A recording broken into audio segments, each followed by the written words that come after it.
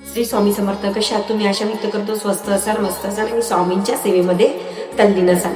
बघा, सर्वांचा मला भरभरून म्हणजे तुमचा जो प्रतिसाद आहे खूप छान मिळत आहे, त्याच्याबद्दल सगळ्यांचे मनापासून खूप खूप धन्यवाद करतो सगळ्यांचे आधी तर.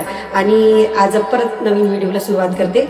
बघा, आपले मुलं ऐकत नाही, खूपच हट्टीपणा करते, खूपच जिद्दीपणा करते, खूप म्हणजे अभ्यासाला बस म्हणतात तरी बसत नाही. असंच एक व्हिडिओ टाकलेला होता मी आधी.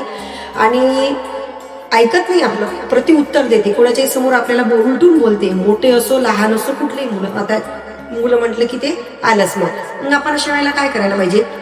आपल्याला काय करायचं, बुधवारीचा उपाय करायचा आहे. मग बुधवारी उपाय करताना काय करायचं, आपल्याला 2 हळकंड घ्यायचे आहेत. हे हळकंड मी मागे सांगितलं होते. आणि असे 2 गोमती चक्र घ्यायचे. बघा, याला म्हणतात गोमती चक्र. काय सगळ्यांना माहित असायला पाहिजे, नाही तर मग बरेचदा काय होतं आपल्याला लक्षातच नसते. याला गोमती चक्र असे म्हणतात. मग हे 2 घ्यायचे, 2 हळकंड घ्यायचे, 2 गोमती चक्र घ्यायचे.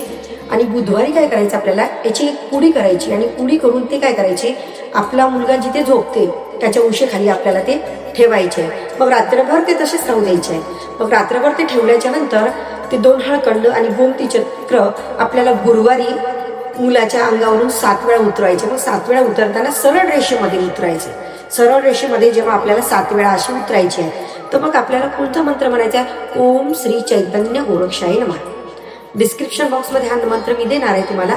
पण 7 वेळा असे सरळ रेषेकडून उतरायचे. आणि 12च्या आत गुरुवारी हे जी पुडी आहे, ही पुडी आपल्याला नेऊन एक पिंपळाच्या झाडाखाली आपल्याला ठेवायची आहे. आणि पिंपळाच्या झाडाखाली नेऊन ठेवल्याच्या नंतर तिथे ती तशीच राहू द्यायची आहे. त्याला काही हात लावायचं नाही, काही नाही. सरळ आपल्या घरी यायचं आहे आणि मौन धारण करायचं. कुठलाही उपाय करताना मौन धारण करायचं आहे. घरी यायचं आहे, हातपाय वगैरे धुवून आपल्याला घरामध्ये यायचं आहे. अशी तुम्हाला 7 बुधवार करायचं आहे. आणि याच्या मागे आपल्याला श्रद्धा लागते, स्वामींवरती विश्वास लागते. कुठलाही उपाय जेव्हा आपण करतो, सगळ्यात पहिले तर आपला विश्वास.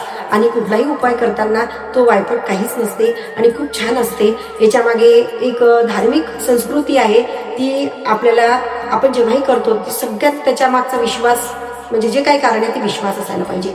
आणि खरंच मनापासून सांगतो, या उपायाने तुम्हाला फरक पडणार आहे. 100% खात्रीशीर उपाय आहेत सगळे.